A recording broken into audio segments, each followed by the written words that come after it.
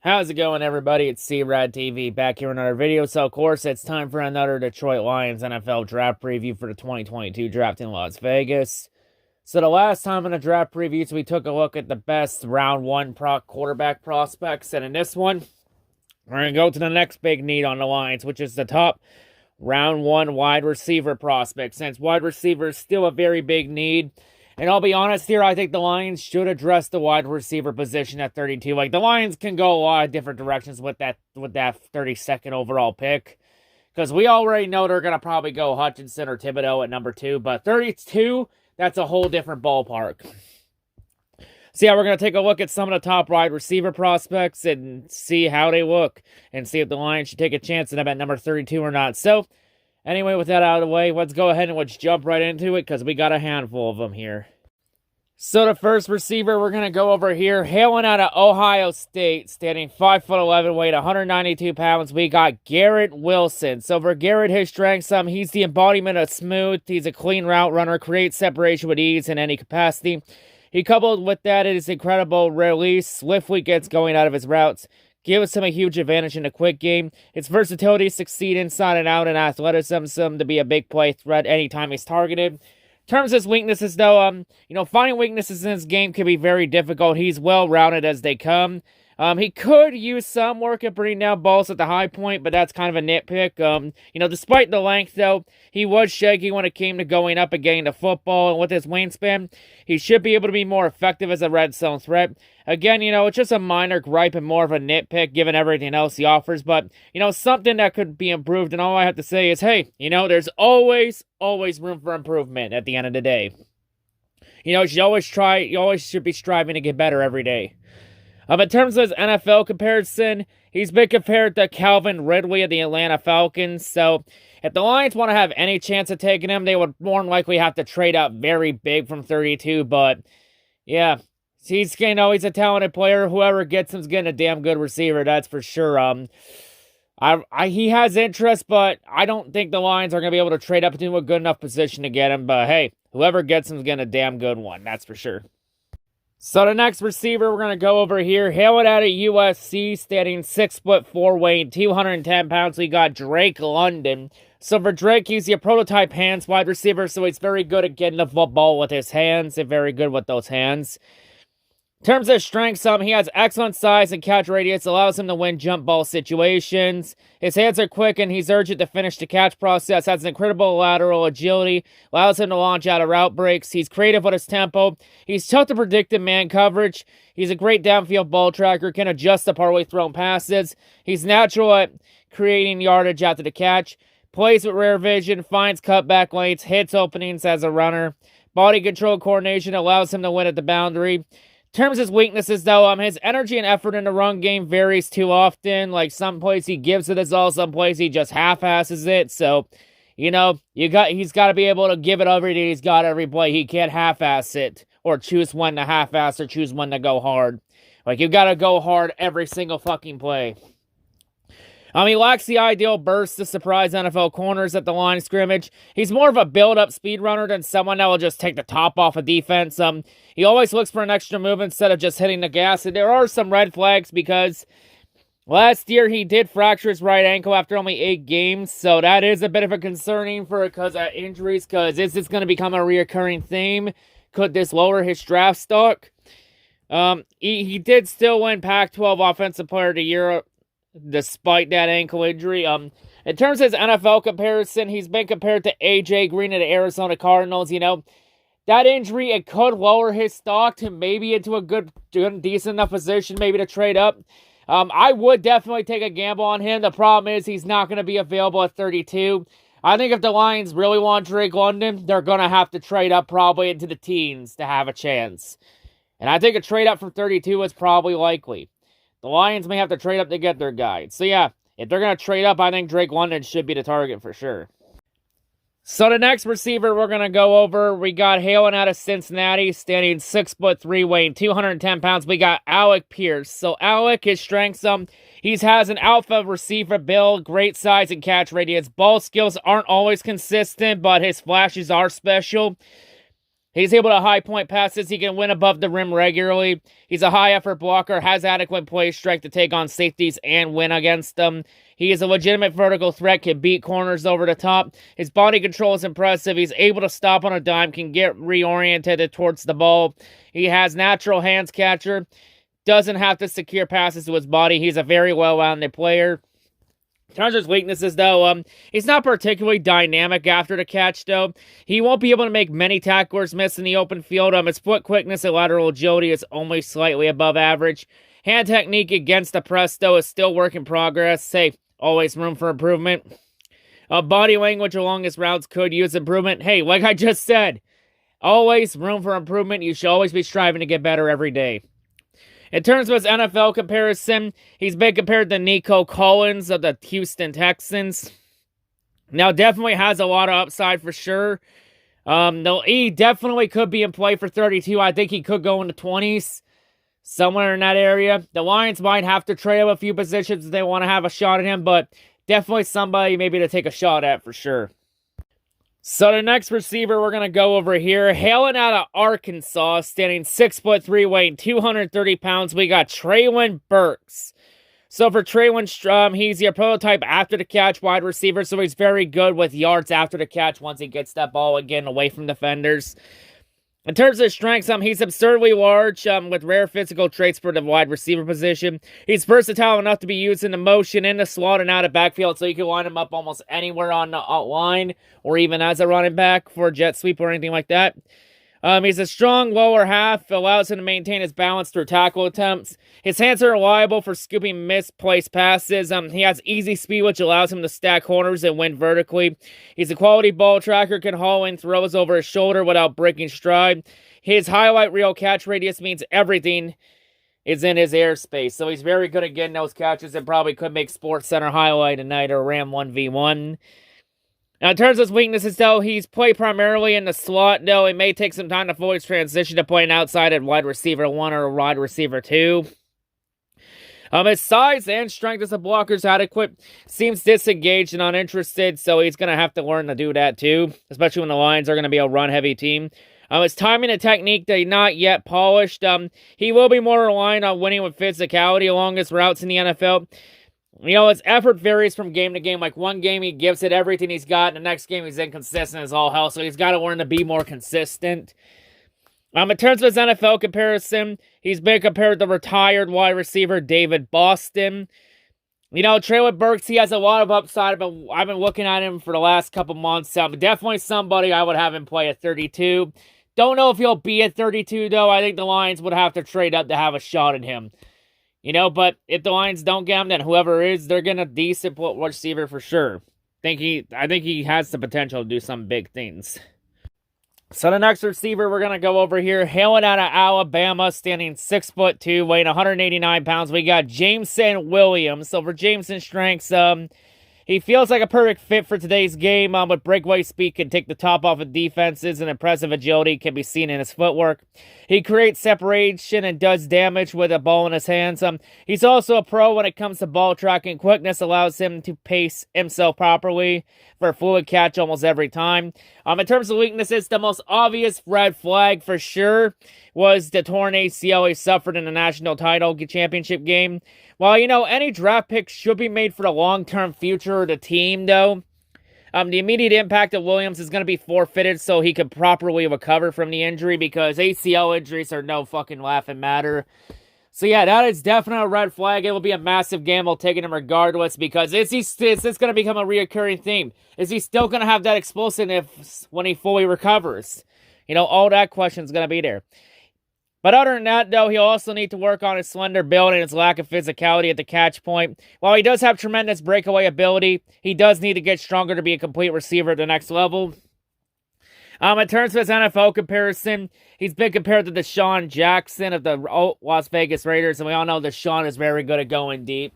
So yeah, he has a lot of potential and can go deep for sure, but, you know, is he going to be able to fully recover from that ACL injury?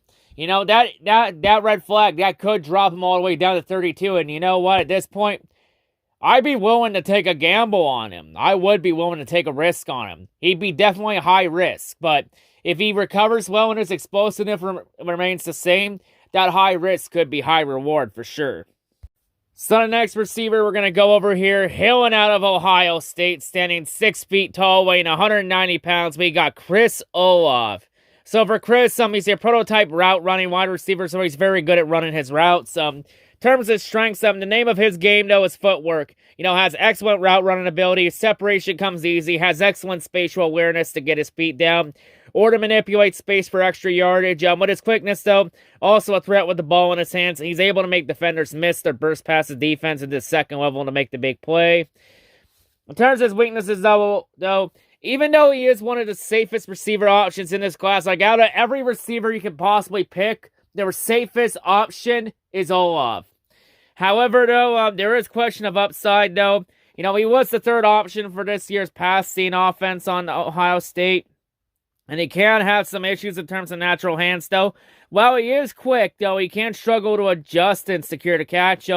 Has issues working against physicality. Should be a safe bet for success in the NFL, but in order to be a star, though, there has to be a lot of work to be done. So we may need a couple years to get to his max potential. In terms of his NFL comparison, he's been compared to now retired wide receiver Kendall Wright. So yeah, definitely a lot of upside. Definitely a safe pick for sure. I don't think he'll be at number 32 because I think he might go higher than a lot of the receivers that have had injury concerns. But, if the Lions want to have a chance at playing it safe on a receiver and getting Olaf, they might have to trade up for him. But yeah, maybe someone to keep an eye on for sure, since the Lions always typically like to go with safe picks. So yeah, that's always been the trend with the Lions. They always go with the safest pick. And if the Lions really keep that trend going, if they trade up, that could be for Olaf, because that's always tradition is safe pick. So yeah, definitely someone to keep an eye on for sure. Now the next receiver we're going to go over here, hailing out of Georgia, standing 6'3", weighing 200 pounds, we got George Pickens. So for George strengths, he has quality size and speed, can create plays downfield with his strength to make contested catches. He has underrated ability to separate in the blend of length and space to convert big-time production at the next level. He's produced from a young age in the Georgia offense. He was a long-term potential and has upside to serve as a high-end number 2 wide receiver if he stays healthy. Because now getting to his weaknesses, though, his undeniable promise, though, but he has multiple injuries, make his health and dependability a conversation for every NFL evaluator. His thin frame, and he needs time in the pro strength and conditioning room to have a shot to be impactful. Yeah. But his route running is limited. Injuries have impacted his refinement, though. He's not an aid as a downfield blocker, but he's more competitive than tough. In terms of his NFL comparison, he's been compared to Devontae Parker and the Miami Dolphins, so has a lot of upside for sure, but has had a number of injuries, from a right knee injury. He underwent surgery. A lot of injury. He's had a lot of injury history, so that's definitely a red flag. Definitely high risk taking him, so it would be a gamble taking him regardless, though. He could fall all the way down to 32 if the Lions want to take a shot at gamble on him. Maybe someone to take a gamble on. Someone to keep an eye on for sure. So the next receiver we're going to go over here, hailing out of Purdue, standing 6'2", weighing 205 pounds, we got David Bell. So for David, he's a prototype release wide receiver, so he's very good getting off the line. Now, in terms of strengths, all I say is do not be fooled by the box scores from Purdue the last 3 seasons, because that box score does not paint the entire picture on David Bell. David Bell was one of the few bright spots on the Purdue the last 3 years. He showcases his ability to take over games in dominant fashion. Over the past 2 years, he's had only just 1 game under 50 yards, but he's had 11 games with 100 or more receiving yards. So he can definitely make an impact to be someone you can depend on to make an impact in the game when it gets down to the nitty-gritty. He's versatile and he's smooth with the talent to succeed inside and out. He's also a dependable weapon with great hands, and he has a long frame to make catches in and outside of his frame. In terms of his weaknesses, though, in terms of today's NFL, though, a 40 time, a 4.52, it doesn't snap necks, and there will be cause for concern on pure speed. But his lack of overall burst, he isn't the greatest at separating. He wins more by position and wingspan, which is tougher method to sustain at the NFL level. In terms of his NFL comparison, he's been compared to free agent wide receiver Michael Crabtree. So yeah, definitely has a lot of upside for sure, but, you know, he may not have the speed that may wow a lot of people, but he does have the technique to get it done. So yeah, I definitely think he would be in play at 32. The Lions wouldn't have to trade up or anything like that. So yeah, definitely at 32, I would definitely consider him an option for sure. He definitely would be on the board at 32 for sure. So the final wide receiver, the final player we're going to go over in this video, hailing out of Penn State, standing 5'11", weighing 184 pounds, we got Jayden Dodson. So for Jahan's strengths, he's quicker than a hiccup with elite breakaway speed. He's a big play waiting to happen. In his college career, he's had 6 touchdowns of 60-plus yards. So he is definitely a big play threat that you could throw that ball to, and he can go down the field and get the job done. He is small and he will be pressed, but he can release with terrific coordination between his hands and his feet to slip by defenders, willing to risk being left in the shadow. His elusiveness and acceleration are top traits. He also shows savvy as a route runner and strong, reliable hands. He's impressive leaping ability and his toughness to hang on to the ball with defenders loading up for big hits. He competes on jump balls. He relies on his height with excellent timing on his leaps and terrific body control. Has excellent hands. He was only cited for 1 drop in 2021. He shows the courage with the ball in his hand. He opts to cut back inside into traffic rather than sprint to the sideline and rely on his speed to run away from opponents. You know, his vision and courage in his sure hands. He definitely also has the ability to be a punt runner in the NFL, too. So he does offer some versatility for special teams, too. So you can put him on special teams and on offense as well. So versatility is key, too.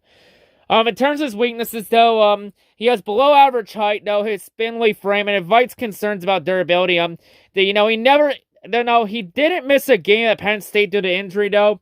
He did, though, sustain a compound leg fracture in high school that did warrant a closer look from NFL medical personnel. He has this, so that could be a red flag, but, you know, it doesn't look like that leg fracture really made too much of an impact when he didn't miss anything in college, but could it come back in the NFL? Time will tell. He has great hands and body control for pulling in-contested catches, though, but he can't get a race of big-body defenders, gain leverage, and risk being engulfed by the monsters playing corners in the NFL. He's more pesky than punishing as a downfield blocker. In terms of his NFL comparison, he's been compared to Tyler Lockett of the Seattle Seahawks, and Lockett's a damn good receiver. So, yeah, definitely has the big play potential. You know, a few things to work on for sure, but definitely someone to keep an eye on for sure. I've seen him getting mocked in the Lions at 32 in a number of mock drafts. You know, I definitely think he'll be there for sure. The Lions wouldn't have to trade up for him. You know, I would definitely consider him at 32. He would definitely be on the board for sure. Definitely someone to keep an eye on for sure. But yeah, anyway, that'll wrap it up here for this NFL Lions NFL draft preview. So yeah, definitely a lot of receivers to keep an eye on for sure for number 32. I think Aqib Talib said it best in that Cardinals game that for what the Lions should do with that 32nd pick, and that's go for a receiver. They need a receiver. But he did say that the Lions, they might need to trade up to get their guy. And I think depending on who the Lions like the best, they may have to trade up. They might stay at 32 and hope that everything comes right to them. Hey, you know, sometimes the best move in the draft is to do absolutely nothing and hope all the cards line up low in your favor. You know, like I've said before, I don't think the Lions are going to be drafted at 32. I think they're either going to trade out of the first round with that pick, or they're going to trade up to get the guy they want. And I think that could happen. I think the Lions could trade up to get a receiver. But yeah, definitely some interesting names to keep an eye on for sure. Since the Lions still have a bit of a need at wide receiver, you know, someone to help complement Amon-Ra St. Brown. And also to help complement DJ Clark as well. But yeah, anyway, that'll wrap it up here. You know, next time on the draft previews, we're going to go to the defensive side of the ball since defense is still a massive need for the Lions. So yeah, anyway, that'll wrap it up here. And that's all I got to say. Hope everyone's a great day, and I'll see you on whatever I make next. Peace.